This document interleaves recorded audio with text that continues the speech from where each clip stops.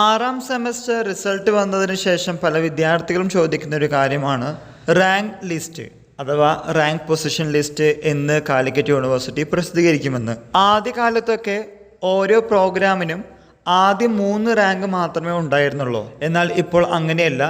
Rank position list up to 10 വരെ ഉണ്ട് എന്ന കാര്യം നിങ്ങൾക്കറിയാമെന്ന് വിശ്വസിക്കുന്നു.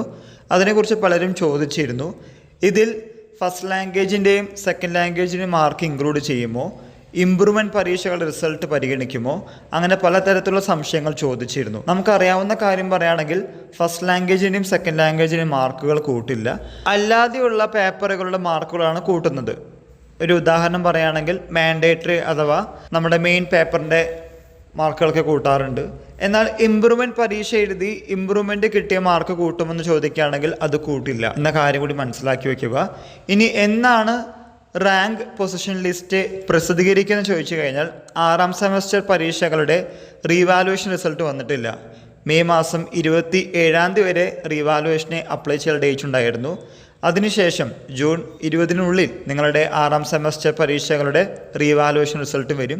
അതിനുശേഷം മാത്രമേ റാങ്ക് സർട്ടിഫിക്കറ്റ് അഥവാ rank position list Calicut University പ്രസിദ്ധീകരിക്കുകയുള്ളൂ.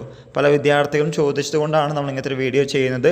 Rank position list അഥവാ റാങ്ക് ലിസ്റ്റിൽ നിങ്ങളുടെ പേരുണ്ടെങ്കിൽ എന്താണ് ഉപകാരം എന്ന് ചോദിക്കുകയാണെങ്കിൽ ഇൻ്റർവ്യൂവിന് പോകുമ്പോൾ പ്രത്യേക പരാമർശം കിട്ടുകയും ഒരു ആഡഡ് അഡ്വാൻറ്റേജ് നിങ്ങളുടെ ലൈഫിൽ ഉണ്ടാവുകയും ചെയ്യും.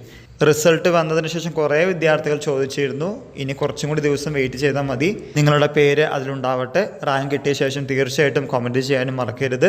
ഈ വിവരം നിങ്ങളുടെ ഫ്രണ്ട്സുമായും ഷെയർ ചെയ്യുക. എല്ലാവർക്കും ഒരിക്കൽ കൂടി നന്ദി, നമസ്കാരം.